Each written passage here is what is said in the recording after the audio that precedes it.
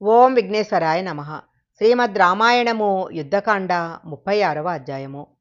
ఆ సభలోనే ఉన్న ఇంద్రజిత్ పైకి లేచి, వీర్యంలో కానీ పరాక్రమంలో కానీ బలంలో కానీ తేజస్సులో కానీ మా తండ్రి రావణాసురుడు, ఆయన తమ్ముడు కుంభకర్ణుడు సాటిలేనివారు.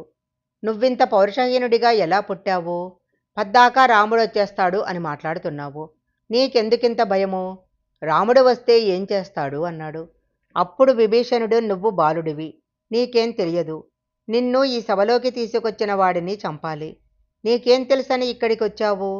ఈ సభలో మీ నాన్న పరస్త్రీ యందు తనకున్న వ్యామోహాన్ని గురించి మాట్లాడుతుంటే వినడానికి నీకు సిగ్గుగా లేదా? నీ పౌరుషము పరాక్రమము రాముడి ముందు నిలబడలేదు. లేనిపోని వ్యగ్రత తెచ్చుకొని విర్రవీగకు, కూర్చో అన్నాడు. అప్పుడు రావణుడు ఇలా అన్నాడు, ఇంట్లో పగబట్టిన పాము తిరుగుతుంటే ఆ పాముతో కలిసి ఇంట్లో ఉండొచ్చు. శత్రువని తెలిసి ఆ శత్రువు ఉన్న చోట ఉండొచ్చు. కానీ మిత్రరూపంలో ఉండి శత్రువుగా ప్రవర్తిస్తున్న వాడితో కలిసి ఉండకూడదు. పూర్వము కొన్ని ఏనుగులు సరోవరంలో ఉండేవి. ఆ ఏనుగులు చెప్పిన మాటలు నీకు చెబుతాను, జాగ్రత్తగా వినువు. ఆ ఏనుగులు ఇలా అన్నాయి, మనకు అగ్ని వలన భయం లేదు, పాశాల వల్ల భయం లేదు, నీటి వల్ల భయం లేదు, మనకు మన జాతి వల్లే భయం అన్నాయి. నిన్ను చూస్తే నాకు ఆ మాట నిజమనిపిస్తుంది. ఆవులే ఐశ్వర్యము, బ్రాహ్మణులే తపస్సు, స్త్రీలదే చాపల్య బుద్ధి, బంధువుల వల్ల భయము కలుగుతాయి. నాకు నీ వల్లే భయం వస్తుంది. ఇవాళందరూ కీర్తిస్తుంటే నువ్వు చూడలేకపోతున్నావు. నువ్వు నా తమ్ముడివి కాదు, శత్రువువి అన్నాడు. అప్పుడు విభీషణుడు, నువ్వు నాకన్నా ముందు పుట్టిన వాడివి. తండ్రి తర్వాత పెద్దన్నగారు తండ్రి లాంటివారు. నువ్వు నాకు తండ్రి లాంటి వాడివి కాబట్టి నిన్ను రక్షించుకోవాలనే బుద్ధితో నాకు తోచిన సలహా చెప్పే ప్రయత్నం చేశాను. నాకన్నా పెద్దవాడిని అధిక్షేపించాలన్న కోరిక నాకెప్పుడూ లేదు.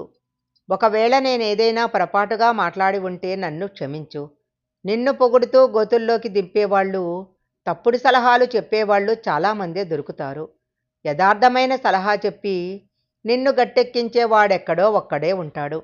అలా చెప్పేవాడు దొరకడు, చెప్పినా వినేవాడు దొరకడు.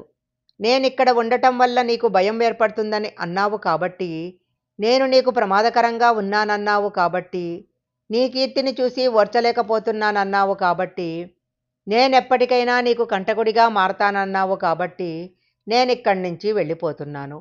ఇప్పటికీ నా కోరిక ఒకటే, నువ్వు నీ పరిజనము ఈ లంక, రాక్షసులు నీ బంధువులు అందరూ సుఖంగా ఉండండి అని చెప్పి రావణుడికి నమస్కరించి వెళ్ళిపోయాడు. ఆయనతో పాటు మరొక 4 రాక్షసులు కూడా ఆయనతో వెళ్ళిపోయారు. ఆ 5గురు ఒకేసారి ఆకాశమండలంలోకి ఎగిరిపోయారు. శ్రీమద్ రామాయణము యుద్ధకాండ 36వ అధ్యాయం సంపూర్ణం.